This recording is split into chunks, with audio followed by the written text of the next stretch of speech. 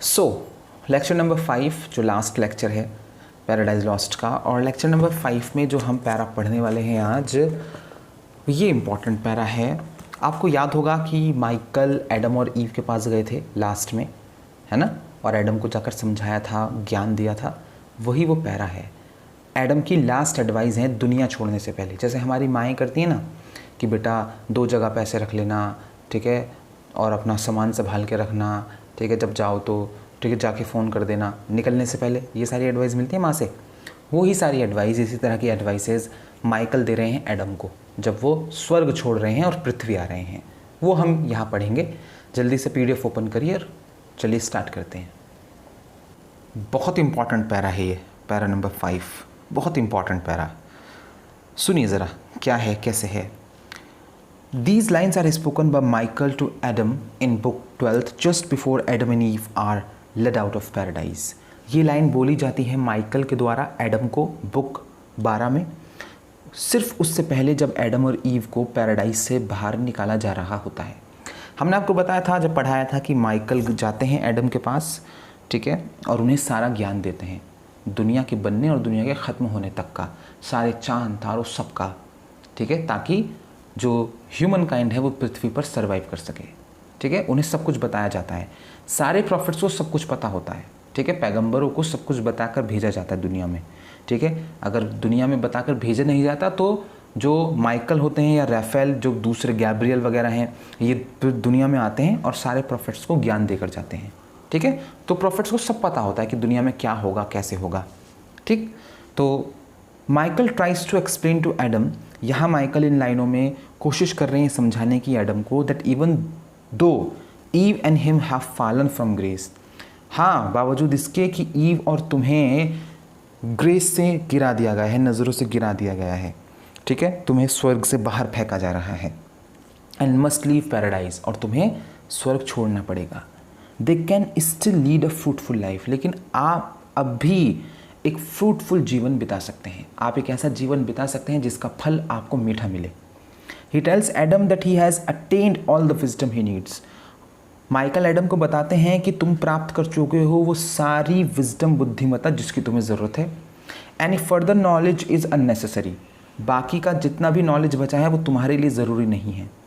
To assure their happiness, तुम्हारी खुशियों को अश्योर करने के लिए, they should live their lives by 7 tenets.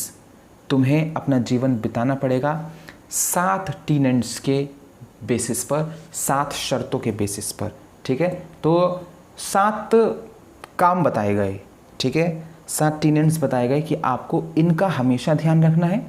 अगर आप इन 7 टीनेंट्स का ध्यान रखेंगे तो ईश्वर आपको हमेशा क्या करेंगे, अपनी कृपा में रखेंगे। लेकिन अगर आपने इन 7 टीनेंट्स को कोशिश भी करी इनसे दूर हटने की, तो आप ईश्वर से दूर हो जाएंगे, और आप पहले ही ईश्वर से बहुत दूर हैं, क्योंकि स्वर्ग तो ईश्वर के बहुत पास है ना, और पृथ्वी तो स्वर्ग से बहुत दूर है।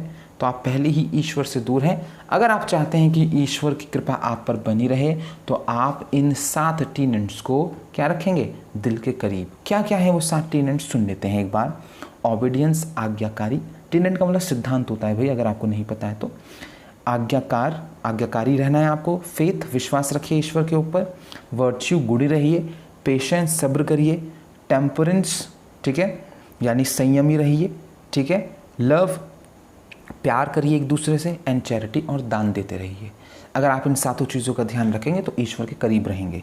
Living by these tenets will allow them to create an inner paradise. इन 7 सिद्धांतों का इस्तेमाल, ठीक है, आपको अपने मन में ही एक जन्नत, एक पैराडाइज बनाने में मदद करेगा। ऐसा माना जाता है कि अगर कोई शख्स पैराडाइज चला गया और उसे पैराडाइज से निकाल दिया गया, भले ही कितनी भी अच्छी जगह भेज दो उसे, उसका दिल नहीं लगेगा कहीं, क्योंकि स्वर्ग होता है। इन कंट्रास्ट, इसके विरोधाभास में, इसके विपरीत, the 7 sins allow Satan to create his inner hell. अगर तुमने 7 पाप किए तो शैतान जो है वो तुम्हारे अंदर एक नर्क बना देगा। ठीक है, जो 7, अब आप कहोगे कि सर आपने 7 टीनेंट्स तो सिद्धांत तो बता दिए, आपने 7 वो नहीं बताए पाप। ठीक है, अगर हम वो 7 पाप करेंगे तो शैतान जो है वो हमारे अंदर एक नर्क बना देगा हमारे मन में। तो उनका डिस्कशन बुक 4th में हुआ था। उसमें लस्ट था, जेलसी थी और ग्रीड था, ठीक है, ऐसे कुछ थे, लाई झूठ था, ठीक है, सेक्स था, ठीक है, तो ऐसे कुछ 7 वो थे उसमें।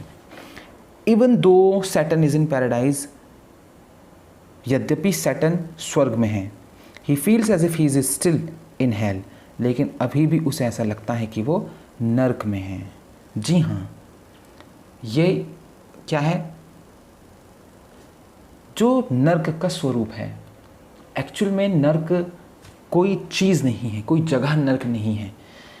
ये बात भी हमें, ये थ्योरी अभी हमें अभी पता लगी है, 2-3 महीने पहले। इस थ्योरी के बारे में भी हमने अभी जाना है कि ऐसा भी होता है। क्रिश्चियंस ये बिलीव करते हैं, कुछ क्रिश्चियंस ये बिलीव करते हैं कि नर्क जैसी कोई जगह होती नहीं है, नर्क है ही नहीं। नर्क दरअसल द स्टेट ऑफ माइंड है। समझ में आया?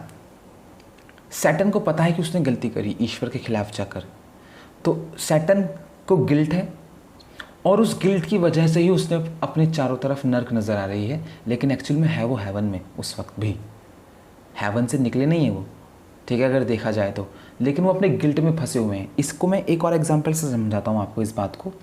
फॉर एग्जांपल, मैं सड़क पर जा रहा था, बात क्लियर है, एक एक्सीडेंट हो गया।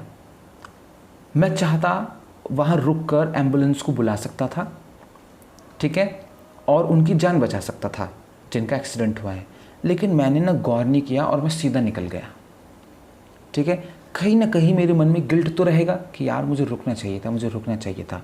जब मैं मर जाऊँगा मैं उसी ही स्टेट ऑफ माइंड में फंस जाऊँगा, मैं किसी नर्क वर्क में जाऊँगा नहीं। मुझे बार बार उस सीन से गुजरना पड़ेगा, बार बार मेरे सामने वो एक्सीडेंट होगा, बार बार मैं उस रोड से निकलूँगा। मैं रुकना चाहूँगा कि मैं इनकी मदद करूँ, मैं एम्बुलेंस को फ़ोन कर दूँ, लेकिन मैं रुक नहीं पाऊँगा, मैं आगे सीधा निकल जाऊँगा।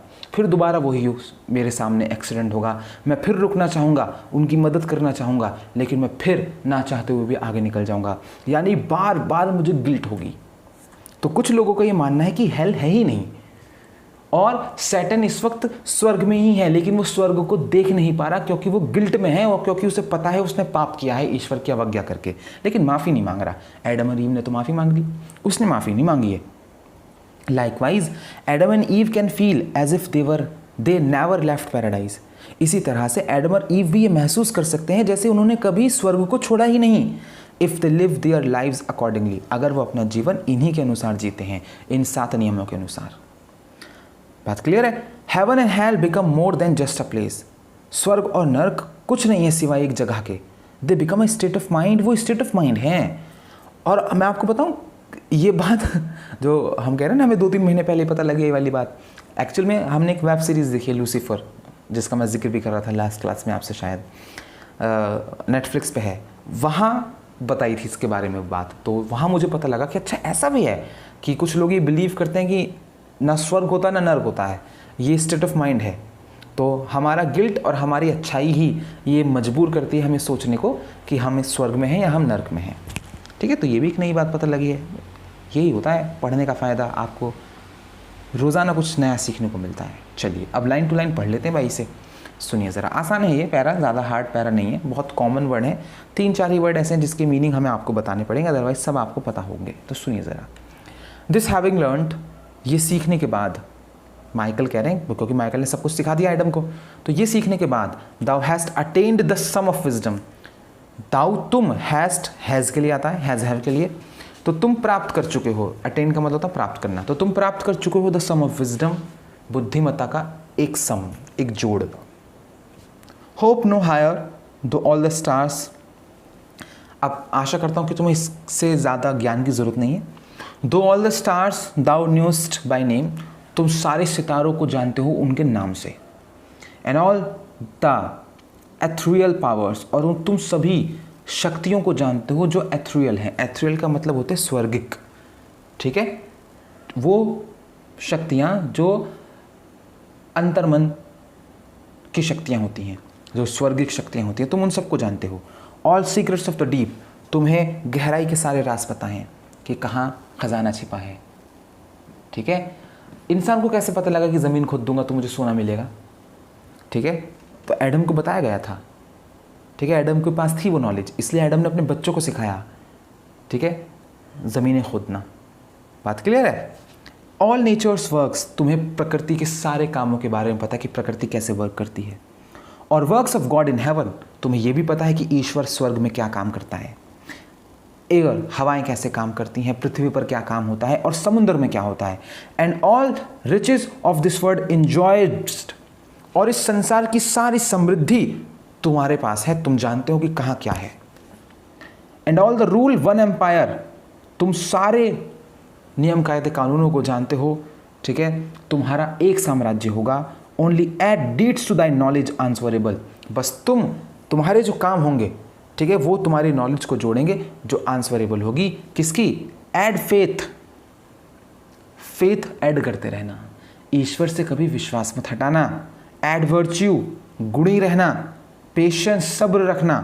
टेम्परेंस, संयमी रहना, परहेज करना। एड लव, प्यार करना। By name to come called charity, उस चीज़ को याद रखना जिसको चैरिटी कहते हैं, दान कहते हैं, दान करते रहना। The soul of all the rest, अगर ये सारे काम करोगे तो आत्मा जो है वो चैन से रहेगी, रेस्ट करेगी। देन विल्ट, WILT, विल्ट का मतलब था मुरझाना, अगर नहीं करोगे तो मुरझा जाओगे।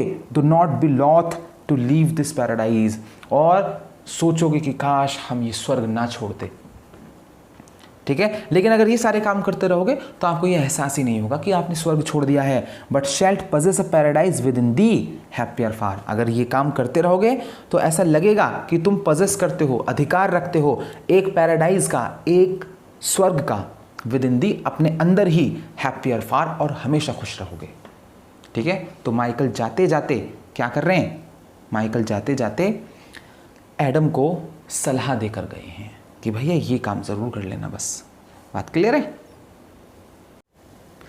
समझ में आ गया? आई होप पैराडाइज लॉस्ट पूरा समझ में आया होगा आपको। बड़े अच्छे से पढ़ने की कोशिश करी हम लोगों ने और हो गया है, ठीक है। मुझे नहीं लगता कुछ छूटा है जो एग्ज़ाम में आपसे परे आ सकता है। चलिए।